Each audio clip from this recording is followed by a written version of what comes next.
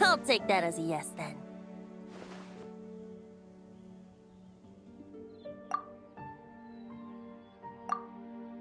Ah, finally, you're here! Do you have a message for me from someone by any chance? There's not a single prophecy about you in that dictionary. That's what you were about to say, right? Oh? One moment then.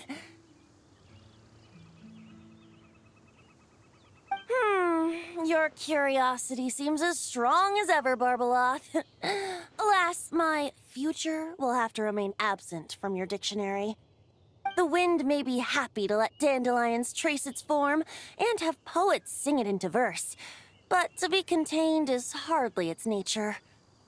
So, dear Barbeloth, please do set your pen down. Words heard on the wind are not meant to be recorded on the page. If you're truly interested in this legend, allow me to fashion it into a poem.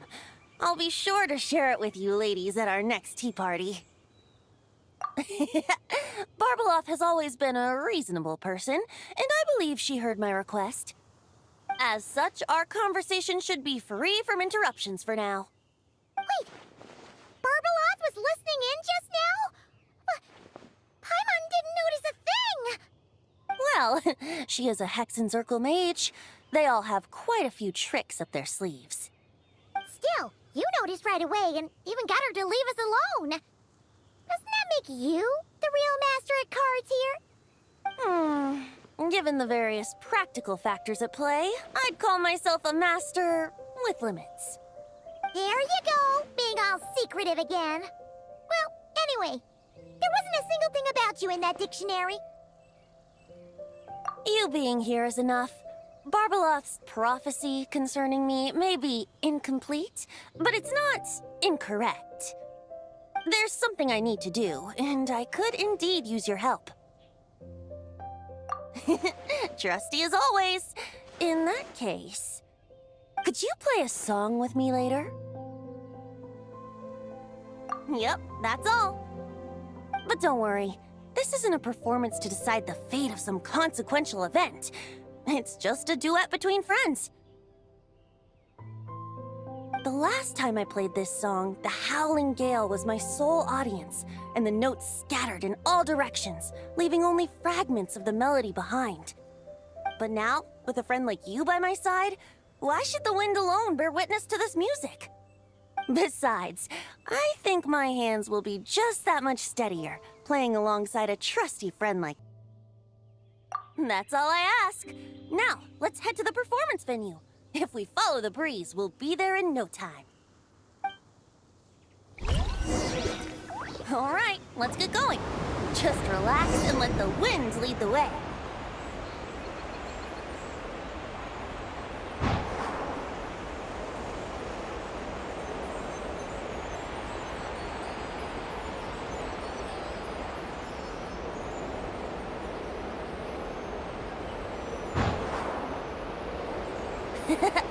No need to hold your breath. In and out. Easy does it. I let the birds know we would be coming, so we won't run into them.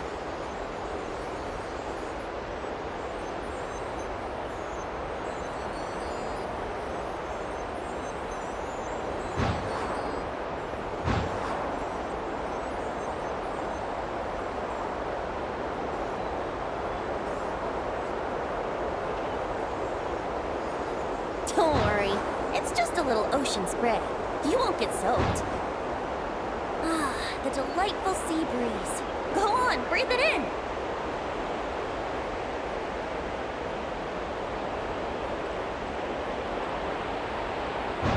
We're almost there.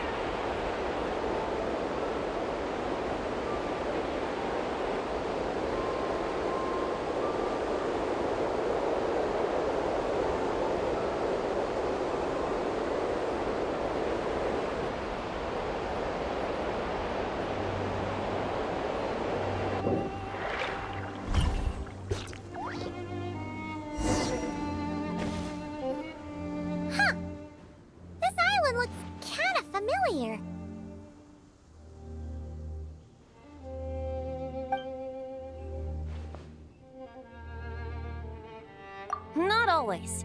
It was once an isle like any other. An ordinary, unassuming aggregation of sand and gravel.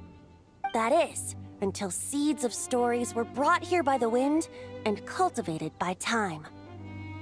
And in due course, the wind brought forth new tales, and time caused them to grow into legends. So with that, allow me to welcome you in truth to this island favored by time, traveler. This is the place where time and wind met in the distant past.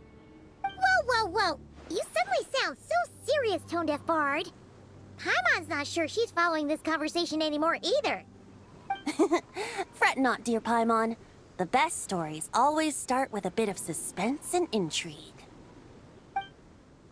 Once upon a time, I summoned the first winds of freedom on behalf of Mondstadt's people. With the aid of those winds, liberty was returned to all who were owed it. But forceful gales like that are most suited to wiping things clean, not helping things grow. So, after a few crises in Mondstadt were resolved, I made the winds gentler. Just strong enough to bolster the people in times of need without knocking them off their feet.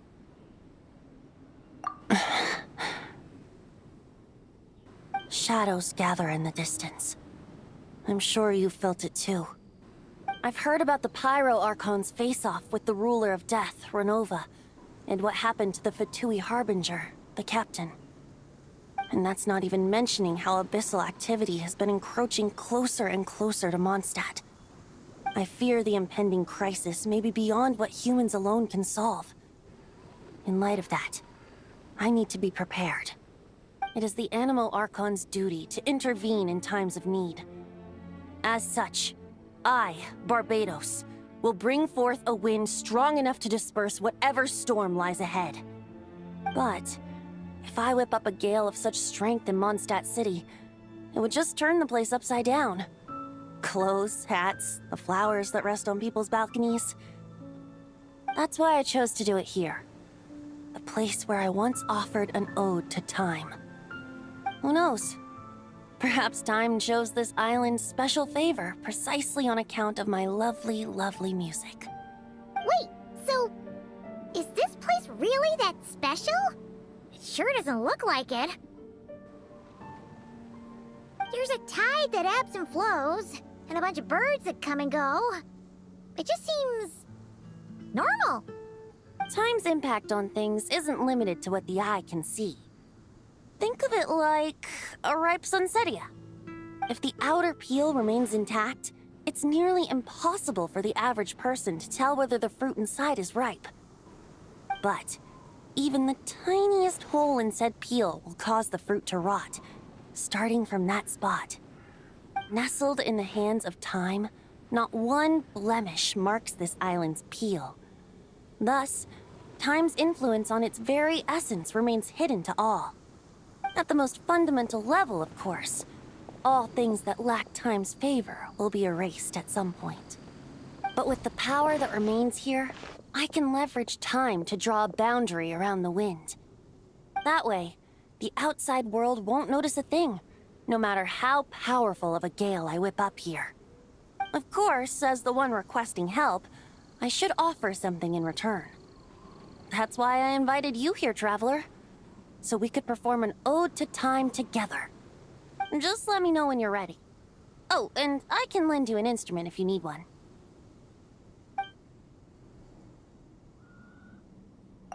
Great. Let's get started.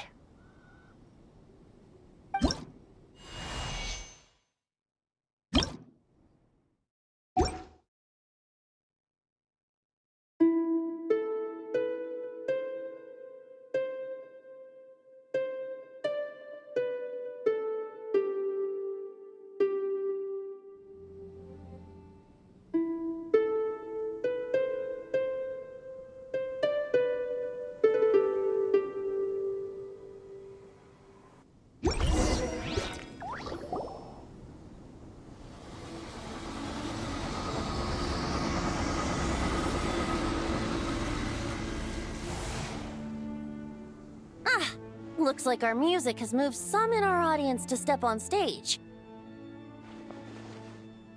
But that's against concert rules, so let's usher them out.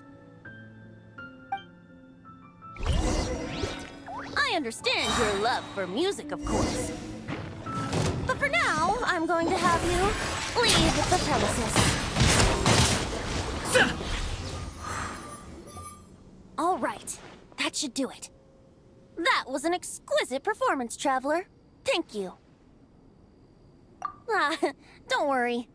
That power was mine and mine alone. No external help was involved. Think of it like tuning a musical instrument so that it might play melodies lovelier still.